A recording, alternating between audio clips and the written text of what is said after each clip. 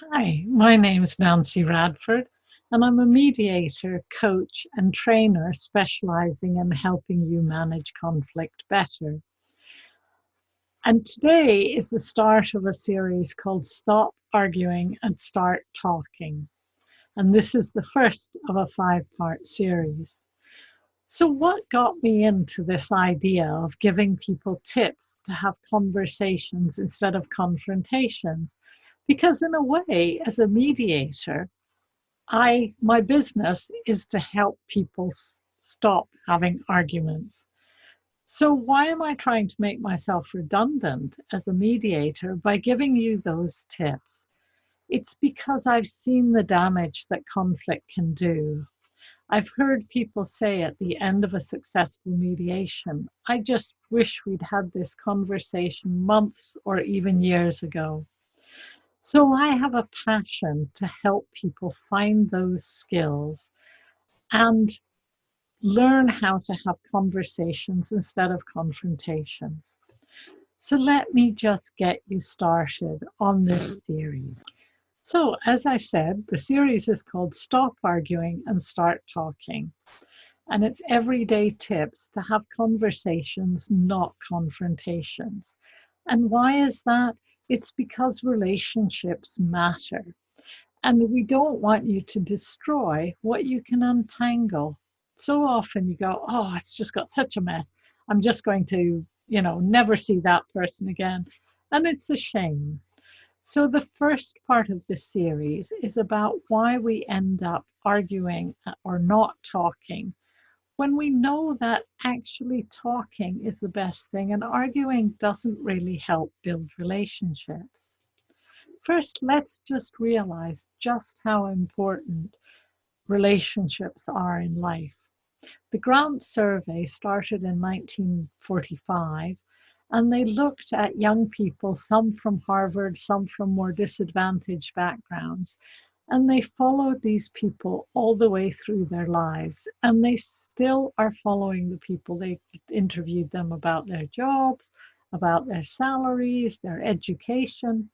And the one thing they found made the biggest difference as to whether they were successful or not was relationships and the warmth of those relationships. That affected not just health, not just happiness, but also their finances. They found people who scored highest on warm relationships earned an average of $141,000 a year more than those who did not have warm relationships. So relationships really do matter. And the best way to have good relationships is good communication. So this series is to help you understand human emotions and reactions, to show you ways of improving your relationships through better communication.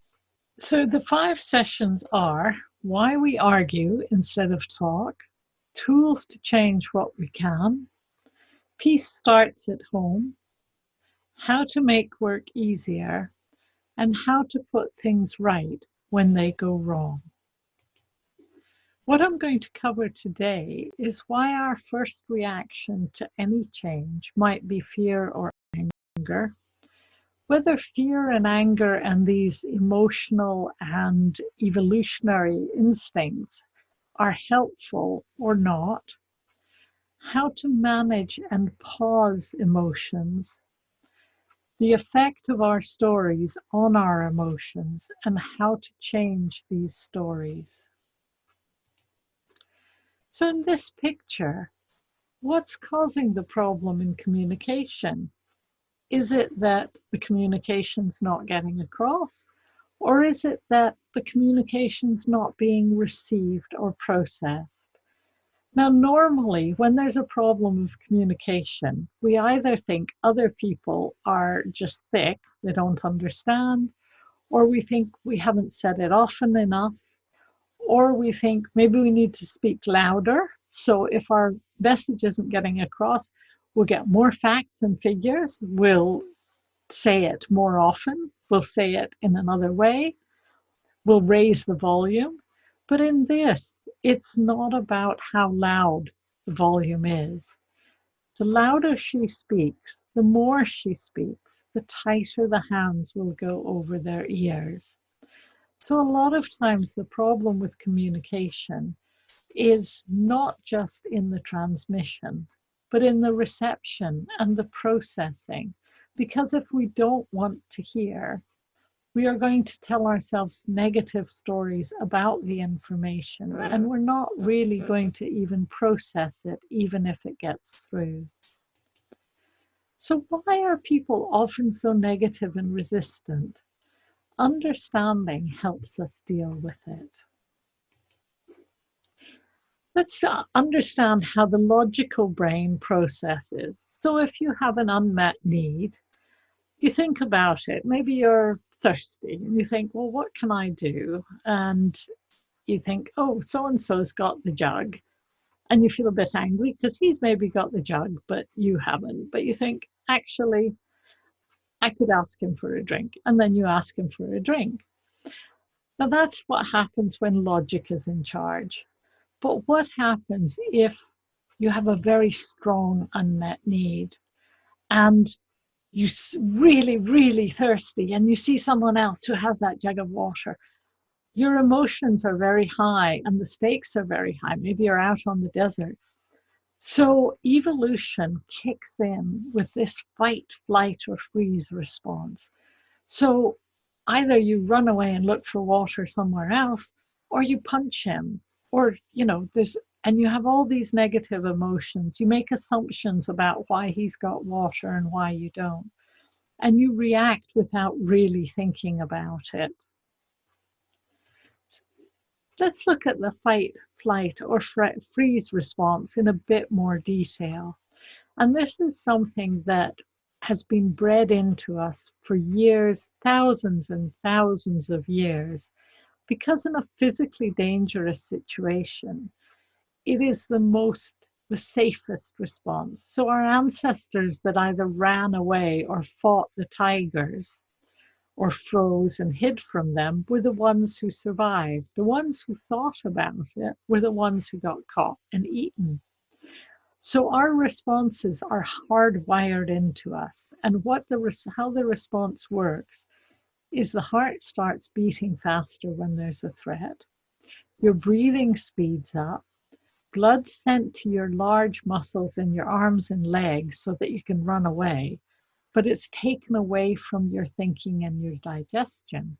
And that's why we don't always think clearly when we're frightened or angry. And we get the flutters in our tummy. So it also triggers adrenaline and cortisone to pump through our body. Now, this narrows our focus. So our thinking's off, our emotions are in control, and we're stronger and faster, but we're also more fearful and negative.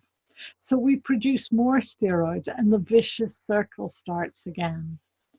And if you don't switch off from this, your body forgets how to switch off. And these people who misuse steroids, they become angry and almost paranoid. And that can happen to us if we don't learn how to switch off our fight, flight, or freeze response. Now, it does keep us safe if a saber-toothed tiger or a man with an axe is chasing you. That's a good reaction to run or hide or fight back. It's not so good when it's an emotional or intellectual threat. So, what kind of things trigger these emotions and these instincts? Well, there's the evolutionary needs like hunger, thirst, pain, sleep, and safety. So, when you're feeling angry, it might be because you're hungry. It might be because you're tired. It might be because you're in pain or thirsty or you don't feel physically safe. So think about those kind of needs when you're thinking about a conversation. If you go into a tricky conversation when you're hungry or in pain or haven't had enough sleep, then the conversation is not likely to go well. It will probably end up as a confrontation. And the same if the other person is tired or hungry. So make sure that those needs are being met. But humans also have other needs, not just physical safety, but emotional safety. You want to feel that other people respect you, that you're worthy. There's also satisfaction. We like to feel our needs are satisfied, that we're contributing to other people. And we also have a need for connection. That's one of the basic needs. So, what happens when these needs aren't met? We have this fear or flight or fright response. So, how can we communicate to meet these needs when every time they're not met, we get frightened or angry? So, to communicate well, we need to clear away the fog of fear and anger, and we need to switch on our thinking brain. So, how do we do this when we're hardwired to react in the opposite way? One of the interesting things that's been found in the recent few years is that people react differently to trauma. And someone who studied a lot of this was a psychiatrist called Viktor Frankl, who lived through through the Holocaust, and he was in a concentration camp, and many of his family died. And he noticed that some of the people who were in the camps seemed to cope better than others. And he noticed after the war that some concentration camp survivors came through stronger and more resilient, whereas others came through completely crippled in mind as well as in body. And what he discovered was that between stimulus and response, there is a space. And in that space is our power to choose our response. And in our response lies our growth and our freedom.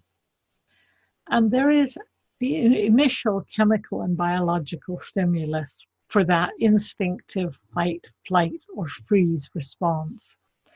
And that takes a moment, and we can use that space and we choose our emotions and our response. So, how can we change our response? What I want to teach you today is the pause tool. It clears away the fog of fear and anger, and it switches your thinking back on, and it helps you take control of emotions. So, what I want you to do now is think of a situation where you're nervous and you think something bad is going to happen. Perhaps your boss comes and says, "Can I give you some feedback?" And you go, "Ooh." Choose something that's maybe a 5 on the scale of 1 to 10, where 1 is it didn't really bother you, and 10 is it's hugely traumatic. Because we don't want to start, just like you wouldn't start running a marathon if you had done nothing but sit on a couch. You practice on the small things and build up. So let's choose something that you can start to feel your heart beating a bit faster when you think of it. And I'm going to talk you through this exercise and see what effect it has on you. Okay? Ask first, is my instinctive response keeping me safe from physical danger?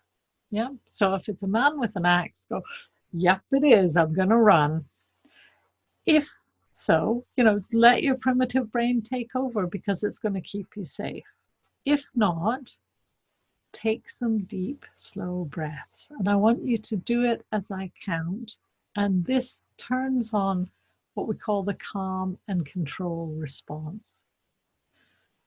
So breathe in to the count of 1, 2, 3, 4. Hold 1, 2, 3, 4. And out 1, 2, 3, 4, 5, 6, 7, 8. In, hold, out, in, hold, out, in, hold, out. This actually helps you with anger, it helps you with fear. If you do that a couple of times a day, it actually strengthens and slows your heart rate. Then notice how you feel, and you can choose how to react. Your mind is calm, and that fog of fear and anger is cleared away. Another thing that helps people become more resilient, even in really bad situations, is the stories we tell ourselves and how we talk about our experiences. So let me tell you about two people called Unlucky Ursula and Lucky Laura. And this is based on some research done by a chap called Professor Richard Wiseman, who studied people who thought they were very unlucky and people who thought they were very lucky. And they certainly had very different lives. The lucky people seemed to get the jobs they wanted. They seemed to have good relationships. They seemed to be better off financially. And generally, they did seem to have some magic touch. The unlucky people had bad relationships. They'd had all kinds of problems, continual car crashes, couldn't get the job, just missed the chance to go for some wonderful thing. And Richard Wiseman and his team studied all the differences in their lives. And it wasn't about education. It wasn't about how much money they started out in life with.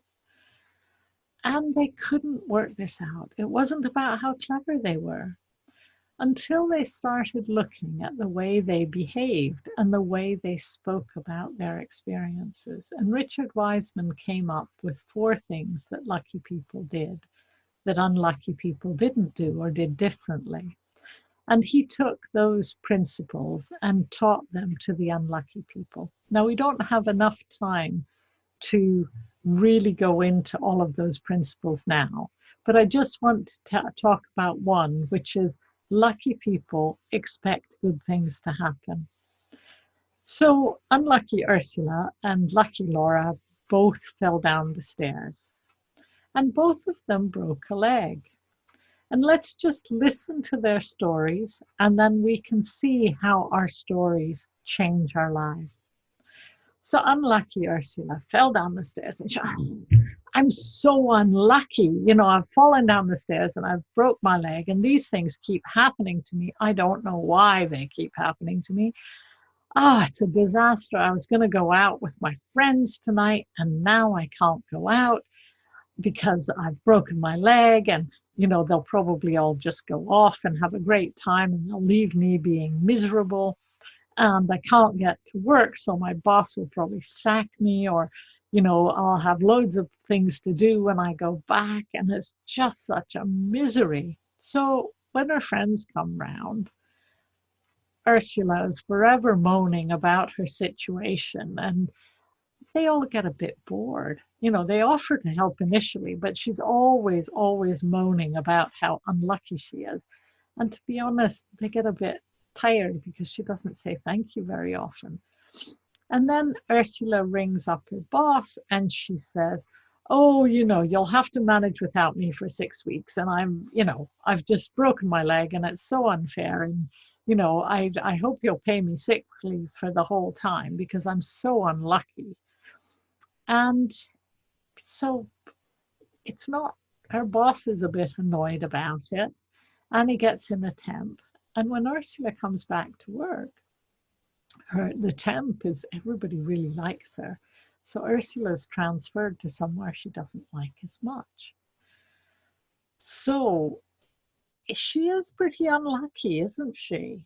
Let's look at Lucky Laura, on the other hand. Lucky Laura falls down the stairs and breaks her leg. And she says, it's a bit unusual. Usually I'm quite lucky. I wonder, oh, I should have moved all that rubbish at the top of the stairs.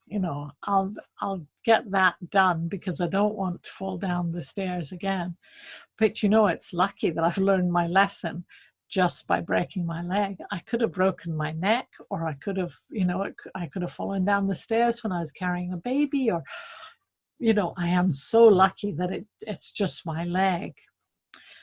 It's a shame, though, I can't go out with my friends tonight, but do you know what? I've got a great idea. So she rings up her friends. She says, girls, I've got good news and I've got bad news. The bad news is I can't go out tonight, but the good news is I've hired a great movie and I've got some popcorn. And why don't you all just come round and we'll open a bottle and we'll have some popcorn. We'll have a good old catch up. So they all went, isn't that fantastic? Fancy her thinking about us, even though she's broken her leg.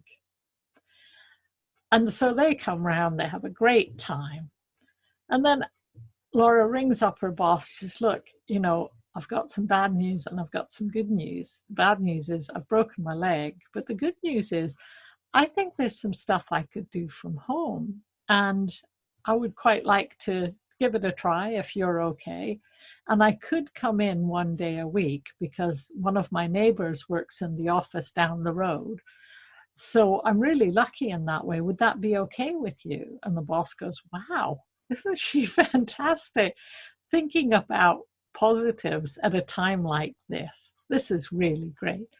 What the boss doesn't know is, of course, Laura is thinking, well, maybe I can do this afterwards. So when Laura goes back to work, her friends think much more of her. Her boss thinks much more of her. And she's got the opportunity to work from home, which is something she really wanted. And the nice young man that's been giving her a lift, well, it's given them an opportunity to get to know each other a bit better. So for Laura, the same bad experience has turned out to shape her life in a much more positive way. So we need to be careful about these stories that we tell ourselves and what our thoughts are. So when something bad happens, what story are you telling yourself about the cause of the threat or the unmet need? Are you blaming yourself and saying, oh, I'm so unlucky, this is terrible, ma, ma, ma? Or are you thinking, what could I do to make things better? And is the story you're telling yourself true? Or even if it is true, is it a helpful story? Is it helpful to tell yourself you're unlucky? Or is it more helpful to tell yourself, what could I have done to have stopped this? Is it helpful to tell yourself that everybody's out to get you?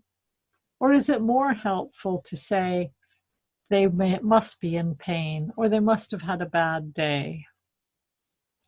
So thinking about your needs, instead of blaming someone for not meeting your needs, think about what would help you meet that need. And is there anything you could do yourself? And how do you ask people for the help you need? So consider what you think about and the stories you tell yourself and others when bad things happen or when you have unmet needs. So here's some little tips about how you can handle things when your needs aren't being met, when you are distressed and angry and upset. First of all, remember, people act based on their needs, not to hurt each other. So Ursula's boss and Laura's boss were both looking at what they needed, and they reacted based on their needs. So why would a reasonable person act the way Ursula's boss did? Because he had a lot of work to do and he was looking for some help. Remember, we choose our response and our actions. So asking yourself what you could have done differently if a situation didn't go well is really helpful, because the next time you can choose something that might work better. Remember what's important and what the likely consequences are. So don't imagine them, but remember what's important. Is it the relationship that's important? Is it getting work done? What is it that's important? And what will happen if you just talk without thinking, or if you don't speak up? So ask yourself, what do I really want? Do I really want to be right? Or do I really want to make so-and-so feel better and us to have a good friendship? The other thing to remember is the next step is up to us. If we just wait for other people to do stuff, we are always in their power and we feel helpless and frustrated and angry. So ask yourself, what can I do now? So today we've looked at why humans are often naturally resistant or negative in times of change, why these emotions are helpful and when they're not helpful. We've learned how to pause and manage emotions. We've learned how our stories affect our emotions and how our stories actually affect our lives. And we've learned a little bit about how to change those stories. So what's next? If you found this talk useful, be sure to watch the rest of the series to learn more. And if you want one-to-one sessions or see if I can help with your company, you can book these on the MedInto app. So thank you so much for your attention. The next session of Stop to Arguing and Start Talking is called Tools to Change What We Can. And in this session, I'll teach you a couple more tools that will act as a foundation for the following sessions. So thank you so much for listening. I'm Nancy Radford, and I hope to see you again soon. Thank you.